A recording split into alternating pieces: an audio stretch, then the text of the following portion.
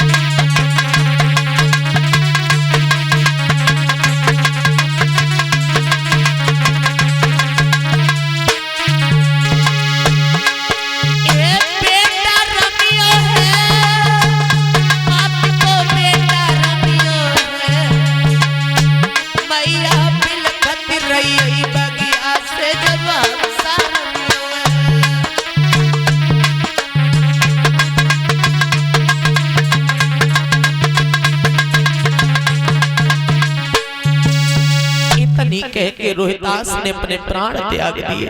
बेचारी मैया अपने लला को घुटुअन में रख करके फपक फपक के रोने लगी। बेटा तेरे सिवा भला मेरा था कौन? तू ही तो एक सहारा था।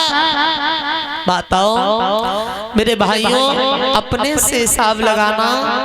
जब घर में अगर कोई खत्म हो जाता, कहो मैया को लला खत्म हो जाए, तो मैया को हजारों लोग धीर बधाने वाले होते हैं, लेकिन कभी मैया के आंसू बंद नहीं होते। वह बगिया में अकेली मैया है, ना कोई बाप और दूसरा इंसान है जो कहे कि जी जी चुप जाओ, वो कहे बहन चुप हो जाओ। मैया का आज कलेजा फट गया। मैया ने पे लला को सीने से लगा लिया, सीने से लगा करके बहुत रोई। बेटा बेटा रोहिदास, वैसे तो दुख बहुत है, बड़े दुख जारी, भूप अरड़ भैया मरड़, पुत्री सो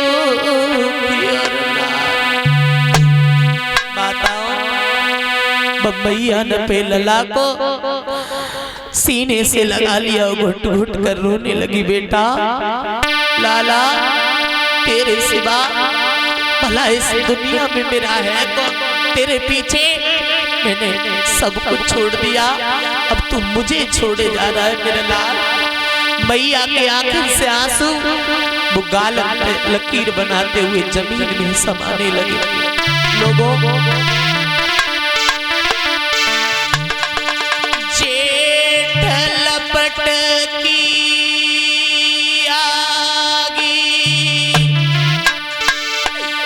मुसीबती आँखें न मेरे थोड़ी,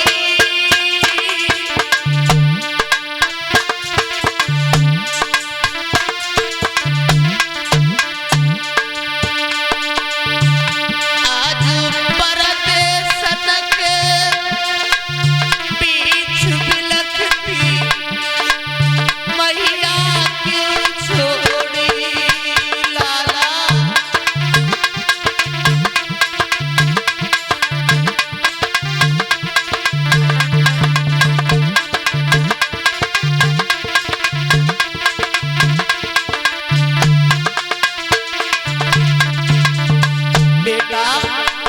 कम एक बार तो जवाब दे दे अपनी मैया को।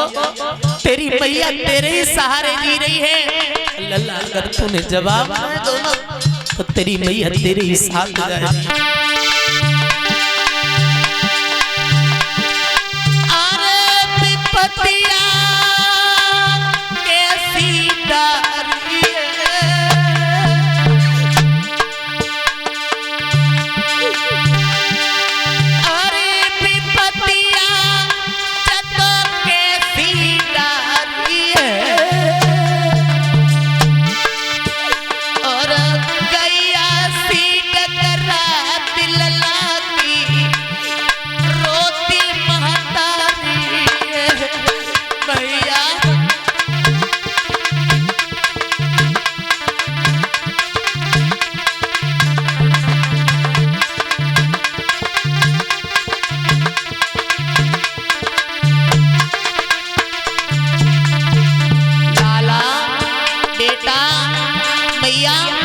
लला को हला रही है लाल, तू ऐसे छोड़ के नहीं जा सकता मुझे।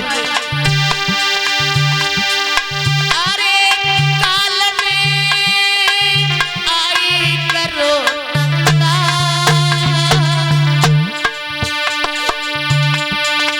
को तेरी ठावे ले सिलला तो नहलावे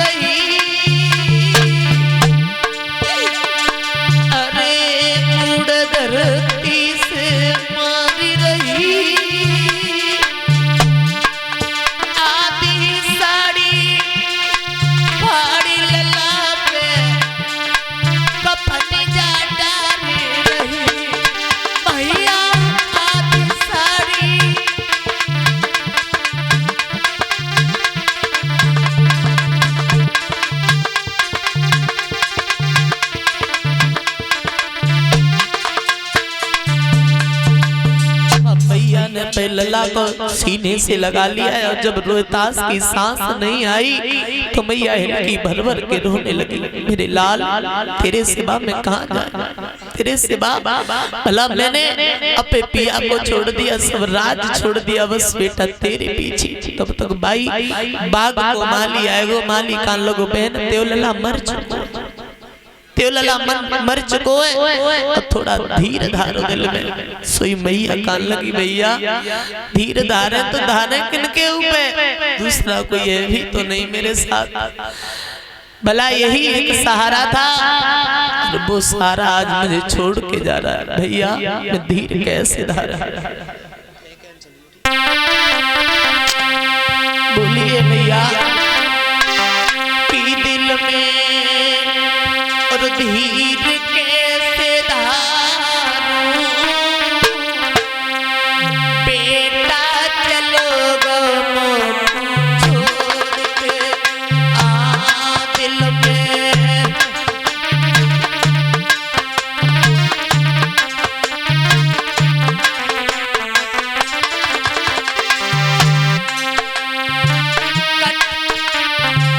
कष्ट सहो पर सह नहीं पाए,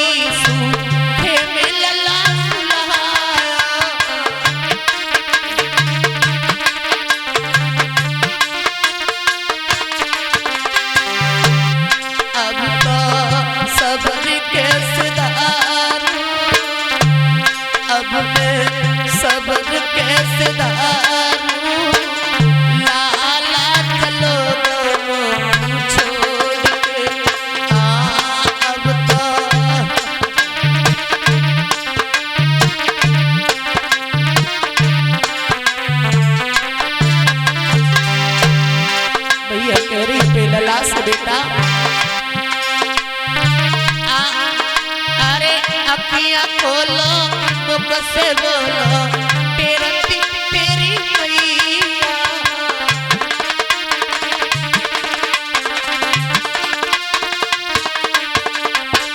आंखें खोलो मुख से बोलो तेरी रही तेरी मैया।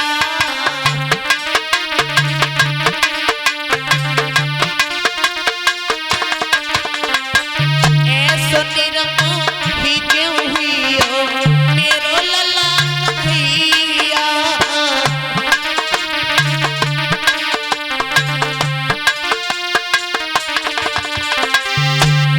मैं तो नैन नीरधार, मैं तो नैन नीरधार, लाला चलो दोनों छोड़।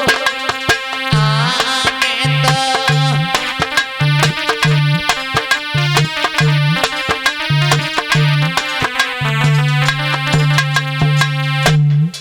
लोगों मैया जो थी बिल्ला पे पुचकारी मारती है पुचकारती है, लेकिन लोगों जब रोहिताज चले गए अब मैया रोती रोती रोती रोती अपने आंखें सुझा लेती है। तो माली बार बार कहता है मैंने यहाँ से इस लहस को ले जाओ, अगर ज्यादा देर से सरफ ने डस लिया, अगर ज्यादा देर ये लहस यहाँ रखी रही फट जाएगी ये लहस।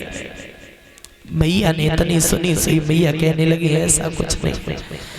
अब रानी तारा जो थी अपने लला की लहस को उठा करके मरघट के लिए चली है रोती हुई। और लोगों ध्यान रखना जो मैया को लला खत्म हो और बे मैया अपने लला की लहस को और खुद अपने गोदी में लेकर के चले, क्या उसके दिल पर बीतती होगी, क्या उसके दिल पर बीती होगी जब मैया ने। माँ की ममता वर्णन नहीं किया जाता है। लाख माँ के हित में तुम काम करो लेकिन माँ का ऋण कभी नहीं चुका सकते। माँ जैसी ममता, माँ जैसा प्यार इंसान को कहीं नहीं मिल सकता। माँ और बाप बच्चे को कभी गिराने की नहीं सोचेंगे, चाहे भले बच्चा माता पिता के बारे में कैसा भी सोचते हो। जब बच्चा छोटा है तो मैया अपने आप गीले में सोलेगी लेकिन अपने लला को कभी गीले में नहीं सुलाती। अपने लला की लहस को उठाओ मैया ने और माताओं मैया ने छाती से लगा करके आगे के लिए चली है मरघट के लिए। माली ने कहा है बहन थोड़ी दूर मरघट है, यही पे लला की लहस को जरा दो क्योंकि इसमें रहा कुछ नहीं है। रोत रोत मैया के मरघट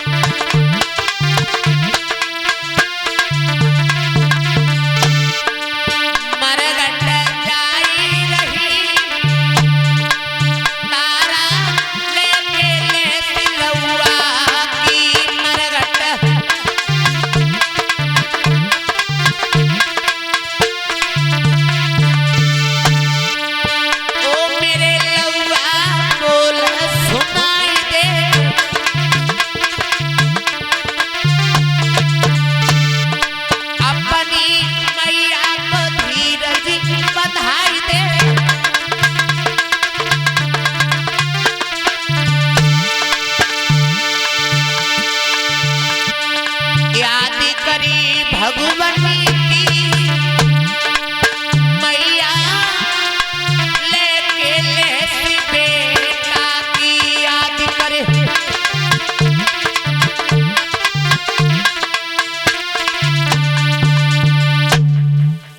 और ये देवरो अरे अपने कठिन पे जठानी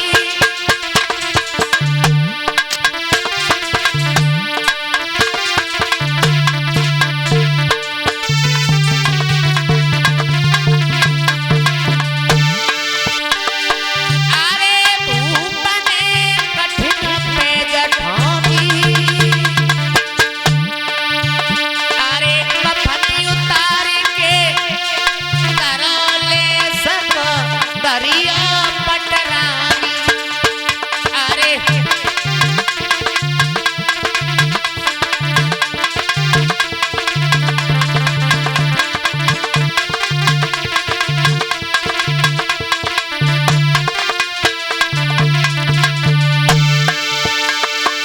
अरे नारे हम कफन के भूखे अरे नारे हम कफन के भूखे एक टका के काज रात मन घटा में सूखे रनिया एक टका के काज रात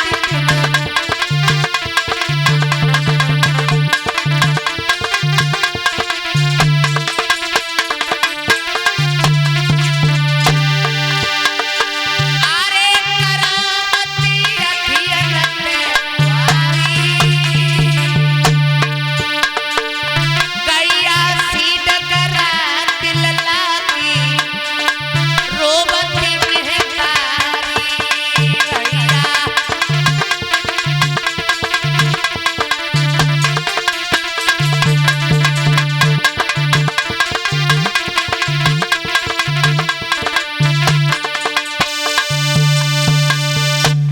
रानी तारा ने इतनी बात सुनी है। श्री रानी तारा ने कहा महाराज ये तो तुम्हारा पुत्र है। हरिश्चंद्र बोले रानी था मेरा पुत्र लेकिन अब नहीं है क्योंकि मैं अपने मालिक का नौकर हूँ और ना तुम मेरी रानी हो। रानी होती तो उसी दिन मुझे अगर तुम उस दिन घड़ा वो उठवा देती तो मैं आज इस मरगट में काम नहीं करता। फिर रानी तारा ने वो जो आधी साड़ी थी वह अपने लला के ऊपर कफन बढ़ा दी। आधी साड़ी रह गई वह महाराज हरिश्चंद्र को टका के रूप में दे दी। महाराज हरिश्चंद्र को टका के रूप में दी। हरिश्चंद्र ने एक चिता बनाई है, रोहितास को वह चिता में रखा है, लकड़ी चुननी है। जैसी आग लगाई सो दोनों प्राणी बेहोश हो गए। वह लहस को विश्वामित्र ने खींच करके अपने अंडर में कर लिया। लहस को विश्वामित्र खींच ले गए और चिता जल करके राख हो गए। दोनों प्राणी जब मूर्छित से जागे तो दोनों प्राणियों ने ये जान लिया कि मेरा पुत्र चला गया है। रानी रोत हुई बेचारी लौटे आई और जब रानी रोत हुई लौटे आई आज भाई गांव के किनारे से एक मंदिर हो तारा मंदिर में लेट गई। देखो परीक्षित महाराज या तो दुख में नींद आती नहीं और अगर आ जाए तो बहुत कर लिया या तो दुख में भूख लगती नहीं, अगर भूख लग जाए तो फिर चैन नहीं पड़ता। भैया तारा मंदिर में आए के लेट गई। ऐसा ही नहीं भैया तो मैया तारा मंदिर में आए के लेट गई। विश्वामित्र को चैन अभी नहीं है। विश्वामित्र को चैन नहीं है। अरे कुंवर कर्म में लिखी सती जी जब अरे मठ पे घुसी आई।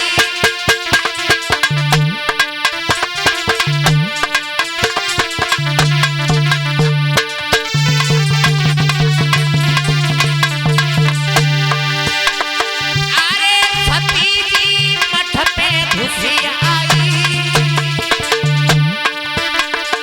सुख की आई नींद सोई विपता की मारी। भैया सुख की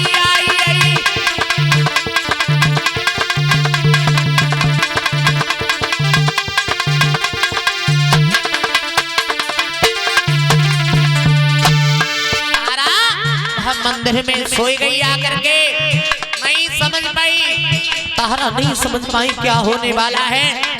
विश्वामित्र ने क्या किया, एक लहस को उठा लाए, उस लहस को बीच से काट दिया।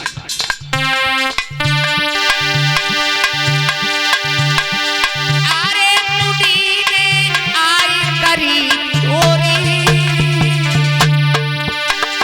अरे मुड़ी ने जाई करी चोरी, एक बालक लयो चुराई, सुनो मेरे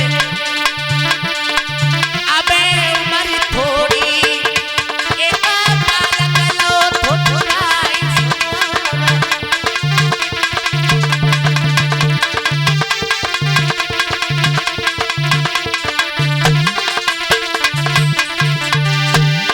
अरे पीछे चहो राय पे डारी, अरे काटी तो रहे पे डारी, भैया कैया सी टकराई ललाली, रोबती हमारी भैया।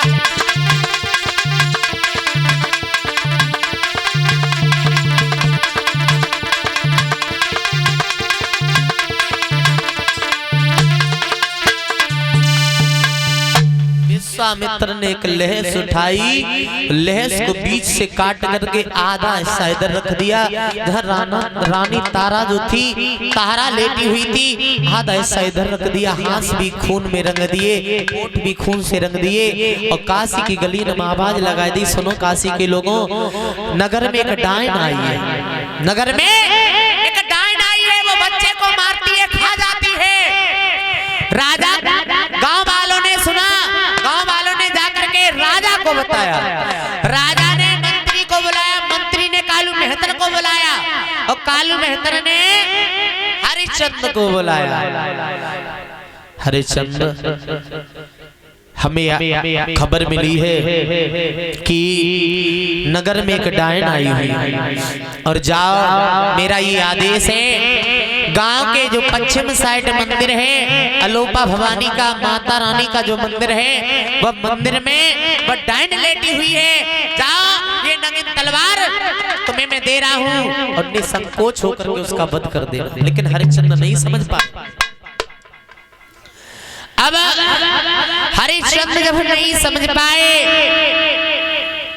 वहां से चले हैं, और जब हरिश्चंद्र वहां से चले, लोगों मंदिर पे पहुंचे, तो रानी तारा सो रही है, देखा हाथों में भी रक्त लगा हुआ है, ओठों पर भी रक्त है।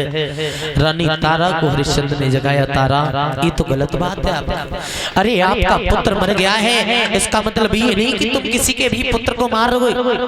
सही रानी तारा ने अपने हाथ देखे, दोनों हाथ जोड़े, महाराज मुझे कुछ पता नहीं, मैं तो वहां से आई और मैं दुख की मारी हुई यहाँ सो गई, भला मैं किसी के पुत्र को क्यों मारेंगे, मैं किसी के पुत्र को क्यों मारेंगे।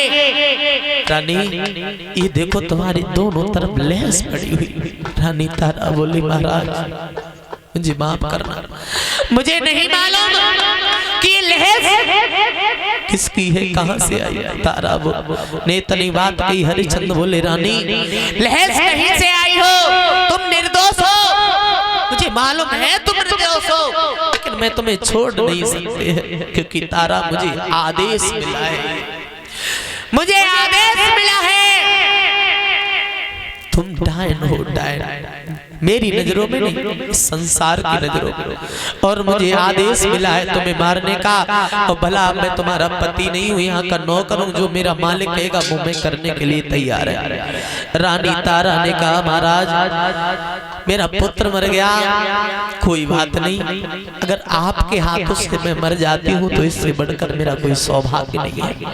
रानी तारा ने अपना सिर झुका लिया, हरिश्चंद्र ने ऊपर के लिए तलवार की, हाथ नहीं चले। हरिश्चंद्र बोले, रानी तारा जब तक तुम मेरे सामने हो तब तक मेरे हाथ तुम पर नहीं चलते। सोई एकदम रानी तारा ने कहा, महाराज तो तुम्हारे सिर में बंधा हुआ है काला कपड़ा, इस कपड़े को तुम अपने आंखों में बांधो, और जब तुम इस कपड़े को अपने आंखों में बांध लोगे तो फिर मैं तुम्हें नहीं दिखाई पड़ूंगी, अचानक मैं तलवार चला देना, मैं मर जाऊंगी। लेकिन महाराज पुत्र चला गया धर्म के पीछे, अगर मैं चली जाऊं संकोच मत करना, क्योंकि महाराज हर एक चीज चली गई लेकिन धर्म को पीछे मत छोड़ना। रानी तारा के वचन। अब रानी तारा ने हरिश्चंद्र को सलाह दी, हरे मैया, एक वो मैया है जो अपने पिया से कह रही है, पिया धर्म के काजे हमें मार। हरिश्चंद्र ने भी वैसा किया। हरिश्चंद्र ने जैसे ही तलवार उठाई, पट्टी बांधी और जैसे ही तलवार चलानी चाहिए लोगों,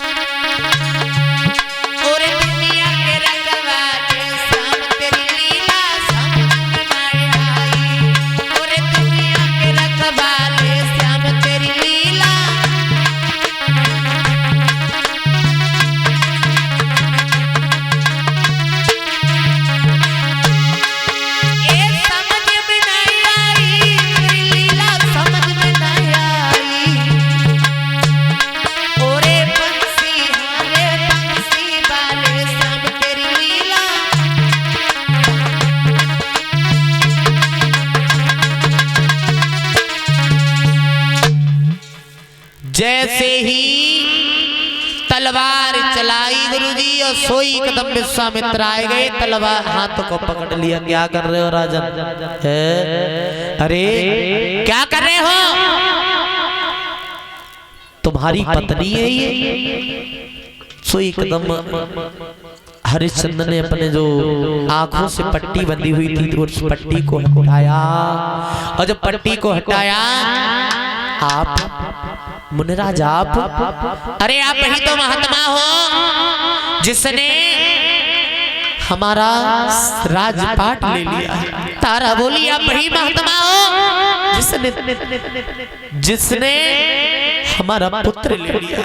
हाँ रानी, हाँ राजा, मैं वही महात्मा है, लेकिन मैं तुम्हारी परीक्षा ले रही थी। परीक्षा रानी तारा बोली महाराज भला ऐसी परीक्षा किस काम की जिस परीक्षा में मेरा पुत्र ही चला गया। विश्वामित्र कहने लगे कौन कह रहा है तुम्हारा पुत्र चला गया है? अरे कौन कह रहा है तुम्हारा पुत्र चला गया? तुम्हारा पुत्र कहीं नहीं गया है, आवाज लगाओ, आवाज लगाओ। रानी तारा कहने लगी महाराज मैंने अपने आंखों से देखा है, मैंने अपनी आंखों से चिता को जलते हुए देखा है। ध्यान करो, जब चिता तुमने जलाई थी, आग लगाई थी, तुम दोनों प्राणी बेहोश हो गए थे। अब आवाज लगाओ। जैसे ही मैया ने आवाज लगाई लला रोहितास, सोई मंदिर से आवाज आई मैया। सोई मैया का हृदय गदगद हो गया। अब तब तक रोहितास निकल के आ गए और रोहितास को एकदम मैया ने गले से लगा लिया। बोल गोविंद भगवान की। लोगों अब भगवान भी प्रकट हो गए, वशिष्ठ भी आ गए। तो मैया तारा से कहा, तारा तुमने इतना कष्ट झेला है, तुम हमसे कुछ मांग लो। तारा ने कहा, क्या मांगे? भला मैं क्या मांग सकती हूँ? अगर हाँ तुम हमें कुछ देना चाहते हो तो मुझे इतना दे दीजिए कि अगर मैं इस भूतल पे जन्म लेकर के आए कभी तो जय लला मिले और जय में पति मिले, बस इतना मांगती हूँ। भगवान वरदान देकर के तीनों प्राणियों को वहां से चले गए। इस प्रकार महाराज हरिश्चंद्र दानवीर राजा बने।